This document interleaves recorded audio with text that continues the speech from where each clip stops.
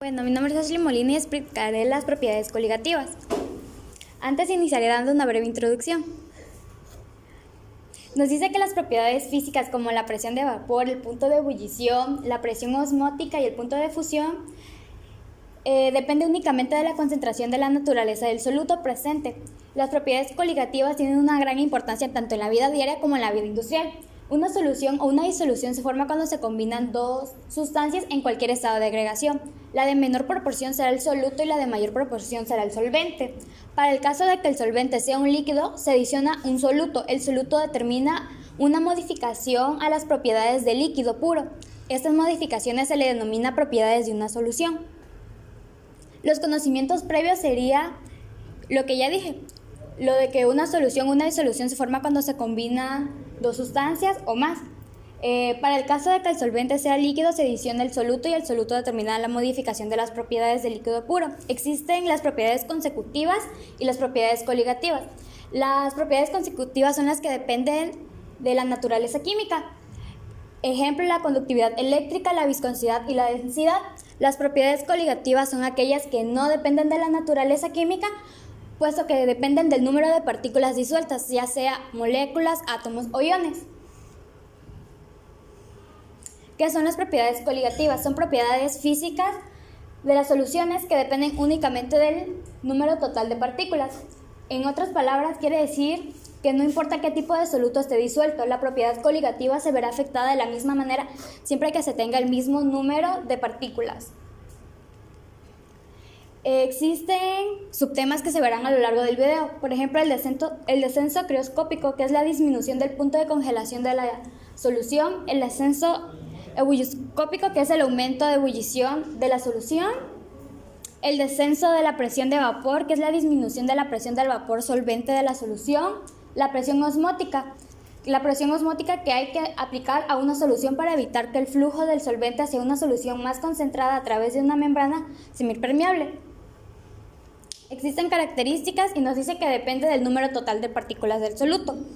No depende de la naturaleza del soluto y son aditivas. Entre sus usos industriales encontramos para la congelación de alimentos, la concentración de soluciones, la purificación de agua y en el caso médico de la diálisis. En los usos de la vida cotidiana tenemos el anticongelante, que lo podemos encontrar mayormente en los autos y en los climas de nuestros hogares. La sal para derretir el hielo, cocinar a diferentes altitudes y en los cosméticos, ya que en los cosméticos la presión osmótica se utiliza para hidratar la piel. Elevación del punto de ebullición. Bueno, ahora que ya sabemos qué es el punto de ebullición, ahora viene una parte importante que es elevación, que viene siendo prácticamente sinónimo de aumento.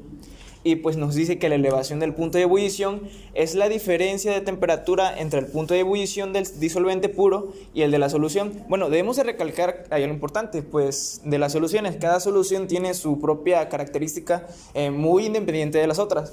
Y pues pongamos un ejemplo, tenemos el agua.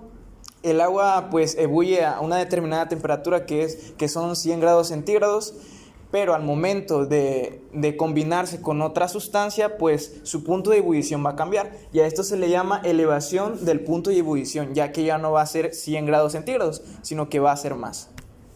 Bueno, y aquí les presento un ejemplo en donde tenemos pues lo que les decía, el agua. Aquí tenemos pues nuestra solución original, se podría decir, y acá tenemos una combinación de sustancias en donde tenemos el agua combinado con sacarosa.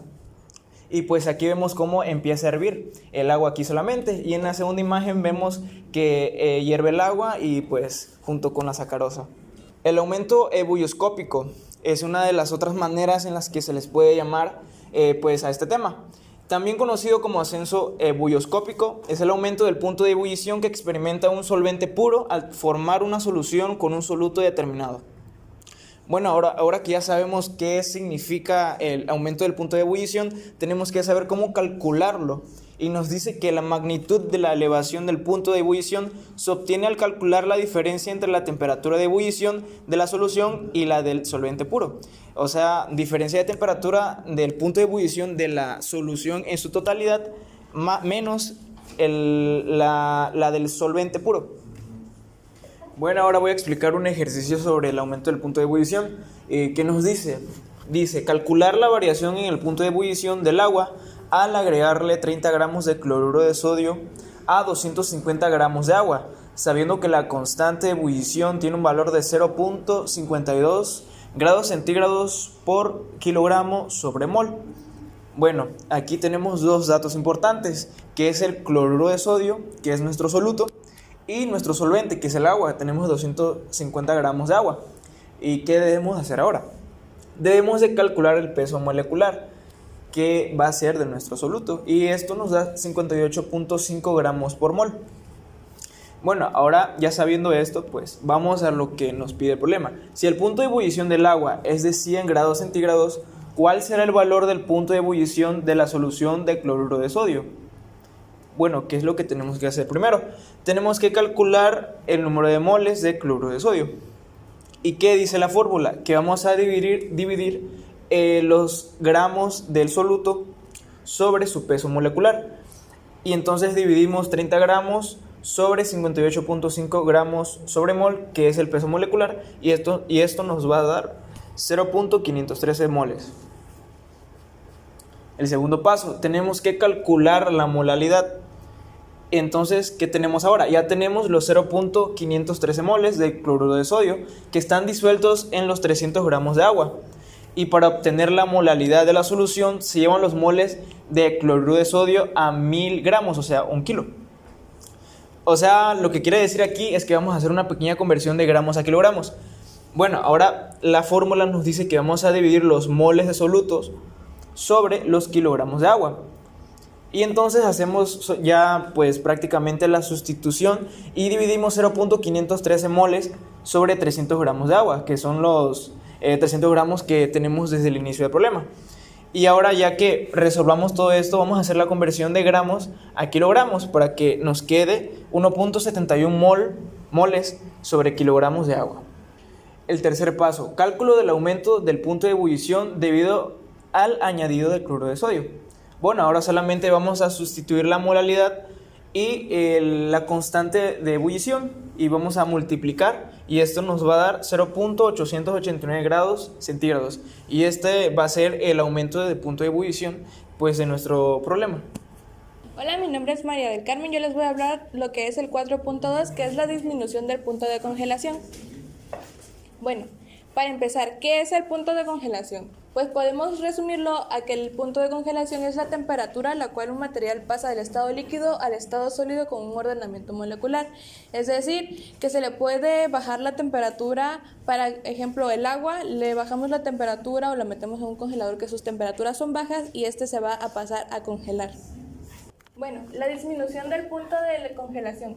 Este se basa en que el descenso crioscópico, descenso de punto de congelación, es una de las propiedades coligativas y por lo tanto la magnitud de dicho descenso solo depende de la naturaleza del disolvente y de la calidad del soluto disuelta.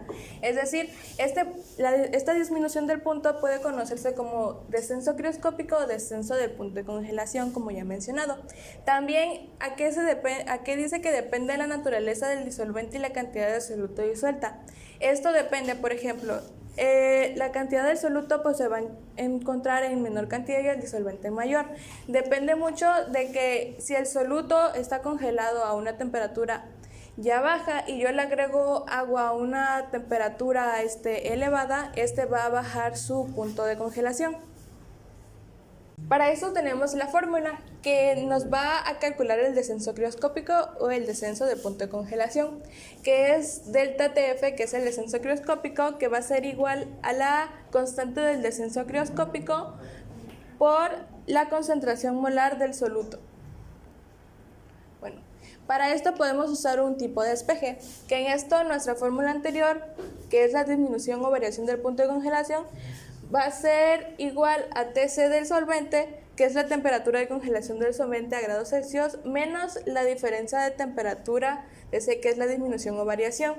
También esto lo vamos a seguir despejando hasta llegar a obtener la siguiente fórmula, que es la disminución o variación en el punto de congelación, que va a ser igual a la temperatura de congelación en negativo más la temperatura de congelación del solvente a todo en grados Celsius.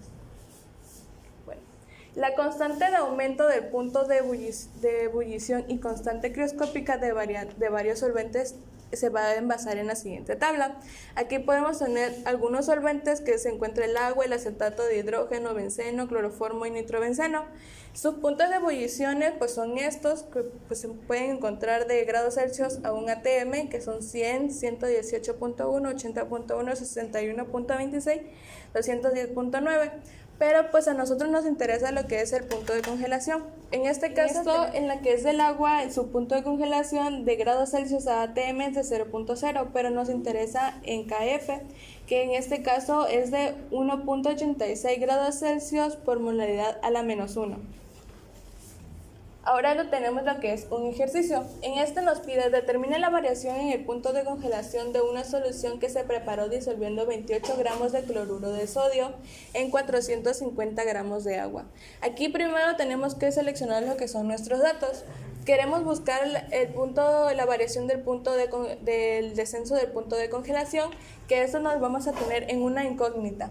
Ahora vamos a tener los gramos de soluto, que van a ser 28 gramos, el gramo de solvente, que son 450 gramos, pero lo vamos a pasar a kilogramos, y va a ser 0.45 kilogramos. Ahora la KC, que va a ser la del agua, que es la tabla anterior que ya les mencioné, va a ser de menos 1.86 grados Celsius por kilogramo sobre mol. Y la masa molecular del cloruro de sodio, que va a ser igual de 58.4 gramos sobre mol. Y vamos a partir de la siguiente fórmula, que es el descenso del punto de congelación por la constante por la molaridad. Primero tenemos que hallar lo que es la molaridad. Teniendo la fórmula de molaridad, que es M igual a gramos de soluto entre masa molecular por kilogramo de solvente, que donde M va a ser igual a 28 gramos entre 58 gramos por mol por 0.45 kilogramos. Esto nos va a dar, eliminamos para empezar gramos con gramos, y nos va a quedar que M es igual a 1.065 mol por kilogramo. Posteriormente podemos sustituir los valores, que va a ser en nuestra fórmula ya mencionada, que va a ser el punto de disminución de congelación, que va a ser igual a la constante por la molaridad. Entonces para esto va a ser menos 1.86 grados Celsius por kilogramo por mol por 1.065 mol por kilogramo. Esto pues eliminamos kilogramo con kilogramo y mol por mol, porque ambos se encuentra dividiendo y multiplicando, y dividiendo y multiplicando. Entonces nos queda que la diferencia de disminución del punto de temperatura va a ser igual a menos 1.98 grados Celsius.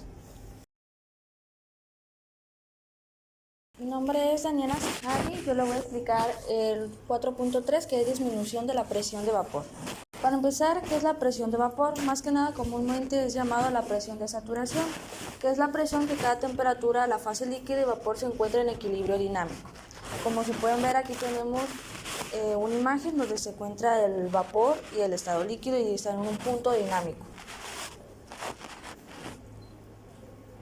Ok, la disminución del vapor.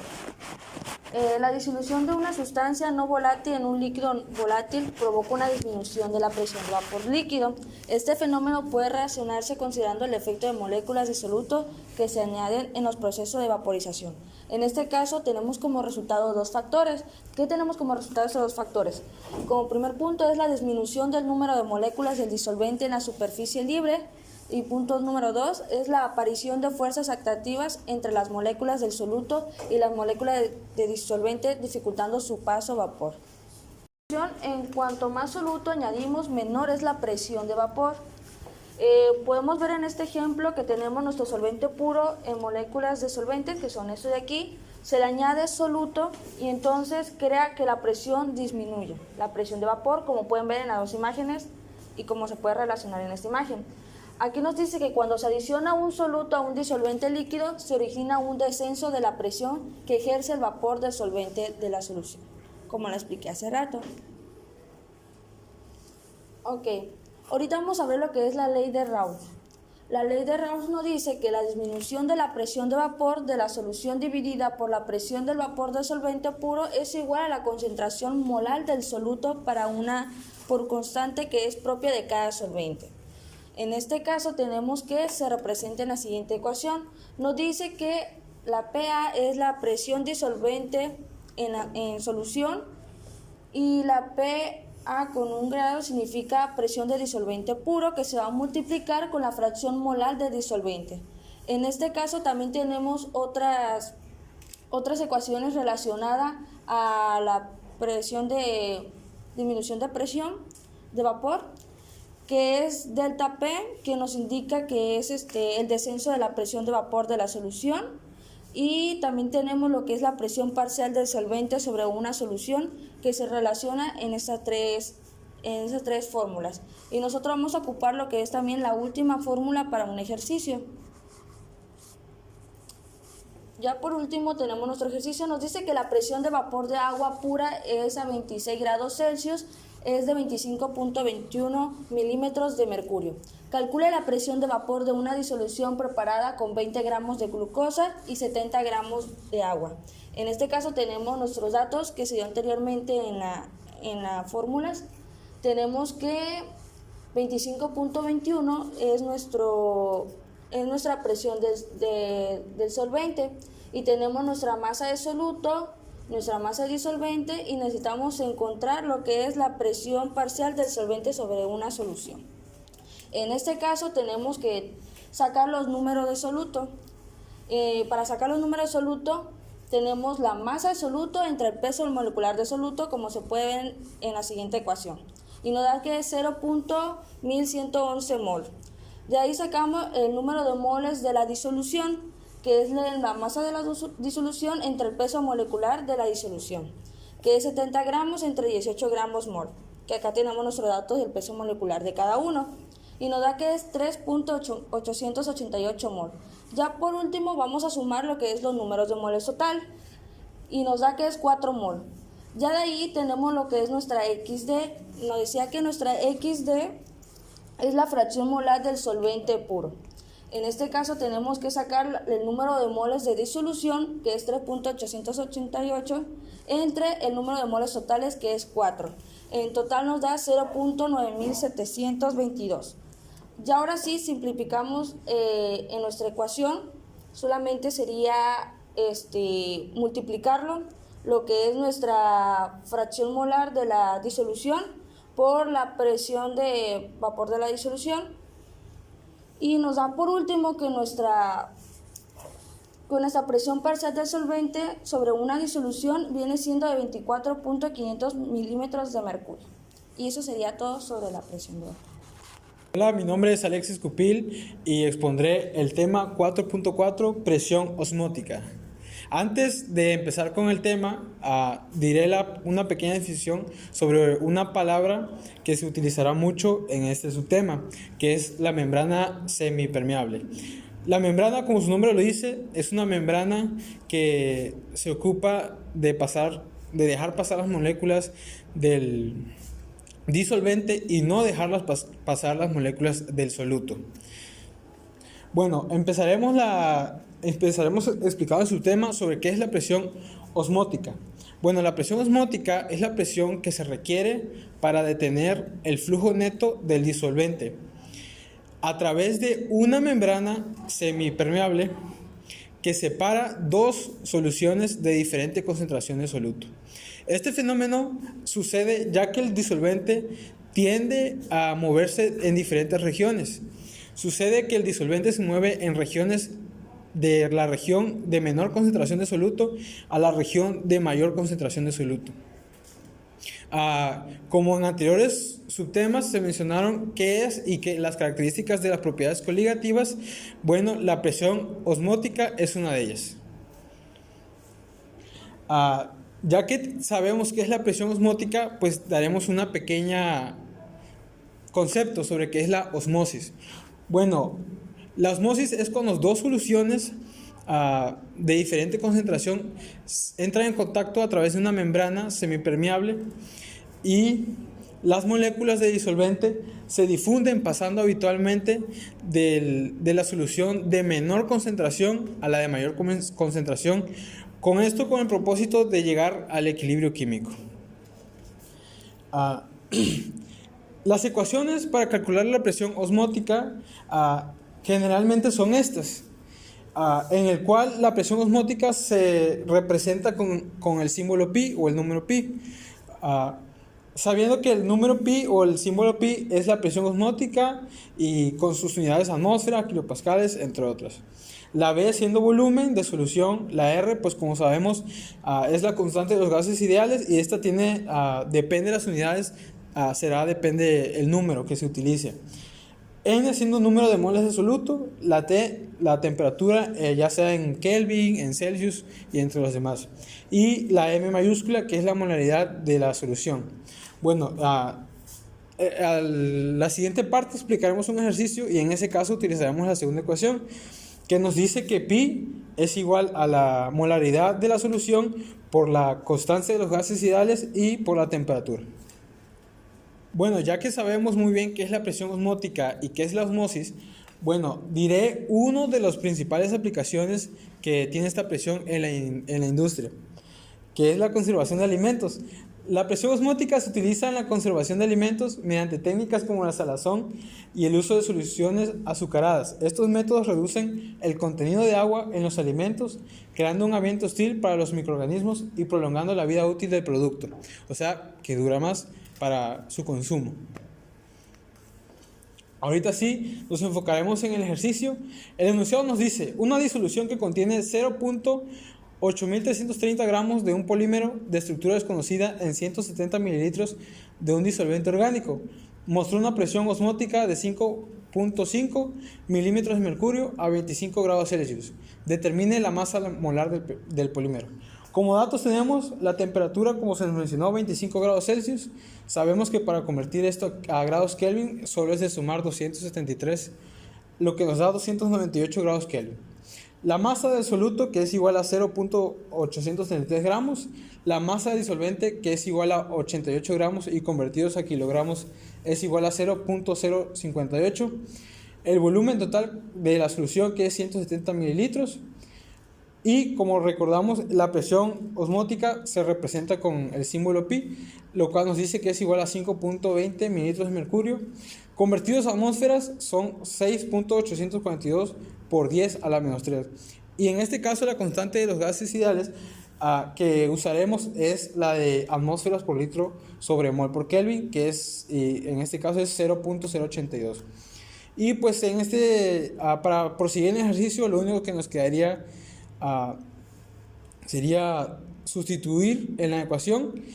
Esta ecuación no es la que usaremos, sino, o sea, sí la usaremos, pero despejada. La despejamos para que calculemos lo que nos pide, que es la masa molar del polímero, y solo es cuestión de sustituir.